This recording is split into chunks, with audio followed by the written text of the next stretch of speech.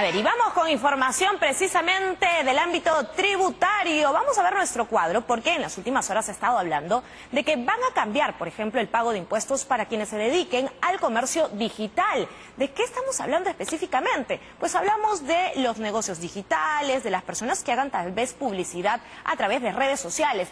¿Qué obligaciones tributarias van a deber cumplir desde el 1 de julio? Pues mucha atención con esto, porque si no van a tener una multa incluso de una UIT.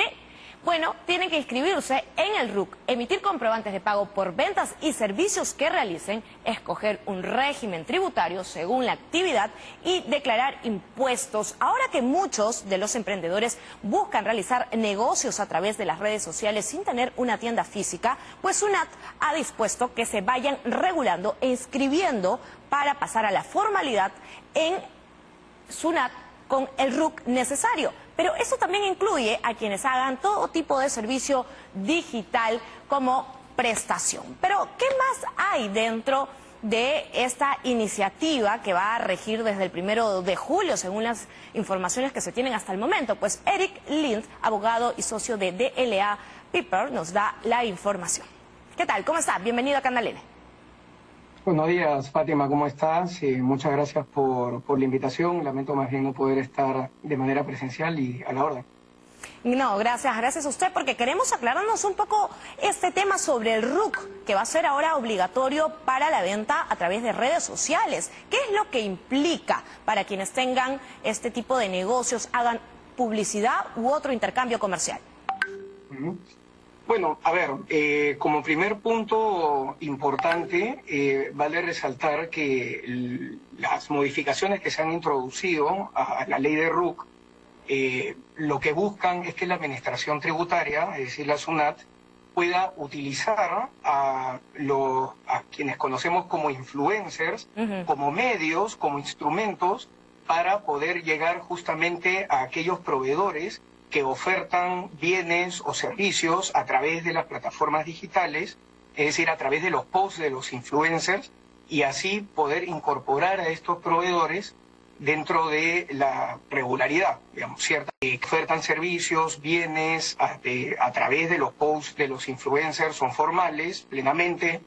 Hay muchos de estos proveedores que son empresas grandes, reconocidas, pero también hay un porcentaje importante de proveedores que ofertan servicios que necesariamente están inscritos en el RUC y por ende se benefician de esta, digamos, publicidad a través de medios digitales, a través de los influencers y como consecuencia de esa publicidad reciben ingresos que no necesariamente son detectados por la SUNAT y tampoco declarados ni pagados directamente por estos proveedores. Entonces, ¿cómo es que utilizan como medio a los influencers? La obligación principal que se ha establecido es que en todos estos posts que realizan influencers, estos proveedores de servicio cuyas operaciones son publicitadas, tienen que, en estos posts se tiene que consignar el RUC de estos proveedores y la denominación o razón social de estos proveedores. Con lo que decía, ¿no? Para que la SUNAT pueda identificar quién es aquel proveedor que está ofertando sus servicios a través de la plataforma digital. Para que nuestro público entienda, por ejemplo, hay un empresario o una persona emprendedora que tiene su restaurante, invita a uno de estos influencers, youtubers, para poder generar publicidad. ¿Tiene que colocarse el RUC de la empresa del restaurante o el influencer tiene que colocar el RUC dentro de esta publicación, su RUC? Sí, es una buena pregunta porque de hecho ha generado cierta confusión la norma por la falta de claridad, pero a partir, digamos, de la exposición de motivos, que no es más que la disposición que sirve para interpretar estas modificaciones en la norma, claramente establece que se debe consignar el RUC del proveedor del servicio, es decir, en tu ejemplo, quien tiene su restaurante, o, digamos, Pepito Pérez, que va a vender tortas, Pepito Pérez va a vender tortas y va a publicitar la venta de esas tortas a través de un post de un influencer. En ese caso, Pepito Pérez tiene que consignar, o se tiene que consignar el RUC y el nombre comercial de Pepito Pérez en el post del influencer. Es decir, el RUC de la marca, por así decirlo, ¿no? Por ejemplo, porque vemos muchos negocios también, incluso en Gamarra, muchos emprendedores que empezaron a hacer estos intercambios y pues hay una especie de opción que te dan las redes sociales para poder colocar publicidad en conjunto, pero muchas veces no necesariamente pagada, sino con una prenda de intercambio probablemente o el servicio de intercambio. Allí también se tiene que considerar, es decir, esto... ¿Qué va a hacer? ¿SUNAT va a estar verificando cuenta por cuenta? Esa es la duda. ¿Cómo va a fiscalizar de que esto se cumpla?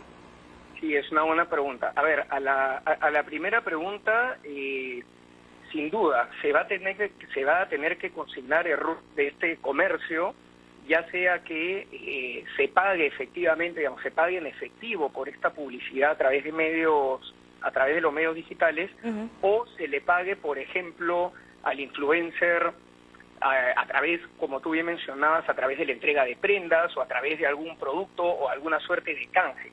Porque lo que es importante ahí notar es que ya sea que la retribución al influencer sea en efectivo o la retribución sea a través de un canje, en ambos casos estamos ante un pago para efectos también tributarios. Es decir, digamos, puede ser un pago en efectivo o un pago en especie, ¿no? Eso en cuanto a la primera pregunta. Y en el caso de la segunda pregunta, perdón, me decías, ¿cuál es el segundo punto? ¿Cómo iba a fiscalizar SUNAT que esto pueda ser posible? ¿Va a estar revisando cuenta por cuenta de los servicios digitales que se ofrezcan? Porque hay todo tipo de servicios, no solamente hablamos de restaurantes, venta de ropa, sino también de servicios técnicos, de intercambios por otro tipo de negocios que hayan en el ámbito digital, teniendo en cuenta de que hay diversas plataformas. Hablamos de TikTok, donde está popularmente, de Facebook y la red del Instagram, que son las tres plataformas principales, al menos en el Perú, donde se comercializan y se hacen estos intercambios.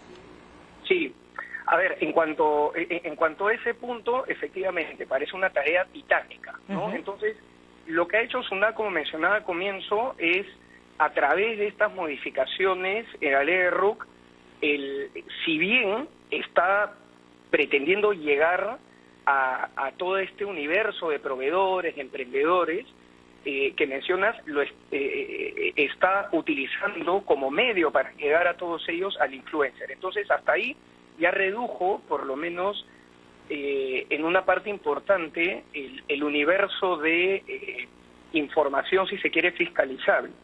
Entonces, eso en cuanto al primer punto. Y el segundo, y de la segunda manera, en realidad, la administración tributaria habrá que ver, digamos, todavía no lo ha hecho, que yo sepa, pero lo que bien podría hacer la administración tributaria es iniciar una fiscalización y, por ejemplo, en una fiscalización anual, notificar una esquela de notificación o una esquela con un requerimiento de información al influencer para que le indique todos aquellos proveedores con sus respectivos números de RUC que han publicitado con ellos. Entonces, de esta manera es que podría comenzar a recibir la data.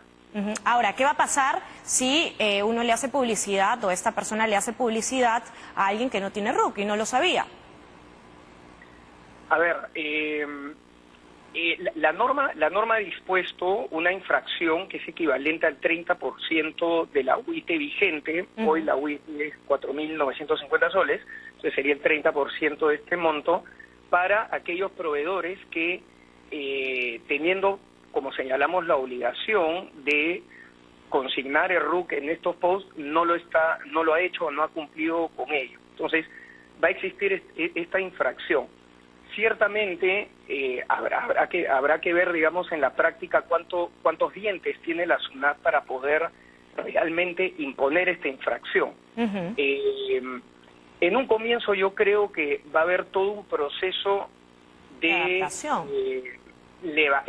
levantar información, por un lado, estableciendo esta presión adicional, esta formalidad adicional a los influencers, número uno, y luego va a tener que también realizar actividades de la propia SUNAT, actividades, digamos, de concientización, como de hecho en su momento lo vino haciendo con los propios influencers. ¿no? Y además especificar un poco más, ¿no? Porque muchos de los emprendedores van a querer saber si lo tienen que consignar en el post o también en las historias o en los reels, y eso es todo un proceso que va a tener que seguir y especificar la SUNAT, que desde aquí exhortamos, para poder clarificar un poco más el tema, porque esto implica a diversos rubros económicos dentro de nuestro país, que han visto dentro de las redes sociales pues una forma de sobrevivir en medio de lo que fue la pospandemia y reactivarse económicamente. Muchísimas gracias a Eric Link, abogado tributarista, por aclararnos un poco este panorama que se va a dar a partir del 1 de julio. Mucho ojo, ya falta poquito para ello, así que esperamos que SUNAT nos pueda dar mayores detalles. Gracias al abogado tributarista Eric Link. Gracias a ti. Encantado. Nos vamos con esta información, una breve pausa, ya regresamos con mucho más.